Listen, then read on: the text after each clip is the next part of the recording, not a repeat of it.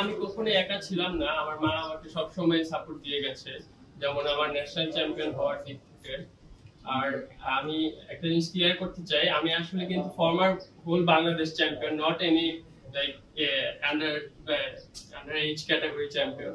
যেমন এবার নিয়াজ স্যার যেরকম চ্যাম্পিয়ন হয়েছে, আমি লাস্টবার সারা বাংলাদেশের মধ্যে চ্যাম্পিয়ন হয়েছিলাম। ওইটা অনেকেই বুঝে না, যেহেতু অনেকে যেমন আমার স্কুলে গেছে আমাকে ভাবছে আমি হয়তো আন্ডার 16 চ্যাম্পিয়ন, আবার অনেক জায়গায় এরকম হয়েছে। তো যা সেটা আমি ক্লিয়ার করতে চাই। দেন অলসো আমি বাংলাদেশের ইয়ংগেস্ট ইন্টারন্যাশনাল মাস্টার, তো আশা করি আমি গ্র্যান্ড মাস্টার হওয়ার চেষ্টা করব। আর ওয়ার্ল্ড কাপের ব্যাপারটা বলবো যে অবশ্যই আমার আশা আছে, আমি আমার বেস্টটা দেওয়ার চেষ্টা করব।